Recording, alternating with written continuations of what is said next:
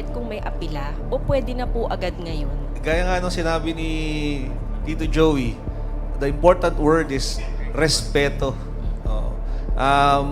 Pag naglabas ng desisyon ang korte, yung natalo pwedeng mag-apila. Yes, In the meantime, gagalangin mo ba yung desisyon o hindi? Di ba? So kung nag-aapila ka, tama, karapatan. Pero in the meantime, dapat bang galangin o hindi? Dapat bang respetuhin o hindi? So ang aming pakiusap, sana respetuhin. Sabi nga ni Tito Vic, ni Bossing, siguro pag nagpakita ng respeto, mas masayang magagamit na rin ng grupo yung pangalan ng wala nang iniisip na ma-offend.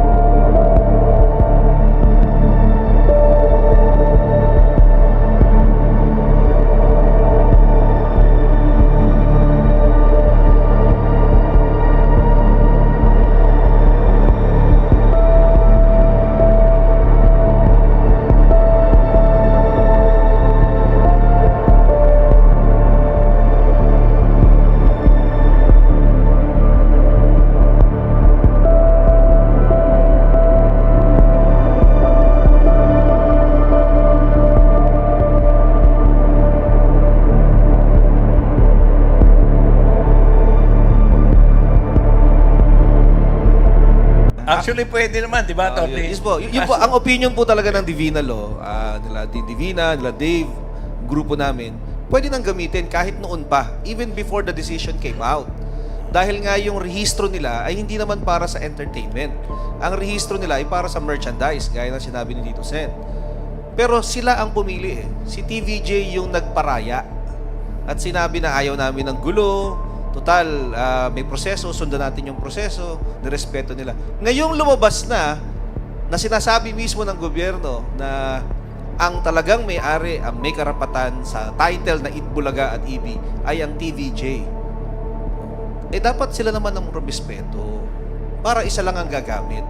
Kung ang tanong kailan pwedeng gamitin, anytime pwede na nilang gamitin. Yung theme song, Tito Sen. Definitely, walang problema yung theme song. Talaga namang... Alam mo, malaki si problema Vic ang nung composer nun. kabila eh. Bakit? Hindi nila makanta eh. Oo. May Tito Vic and Joey. Yun ang malaking problema nila. Tito Vic and Joey. Definitely, sa Si kanta Blip pwede nila, na namin gamitin yun. I plan to do that today. Kasi siguro pag tumigil na yung may gumagamit na iba at nagpakita ng respeto, yun na siguro ang tamang panahon. Merong pinaka-importanting salita ngayon kesa sa vindicated. Ano yun? Respeto. Yan ang pinaka-mabigat para sa akin ngayon.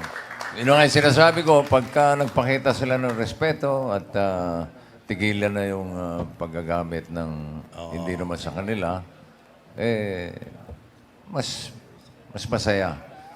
At siguradong hindi lang Merry Christmas, Happy New Year pa talaga.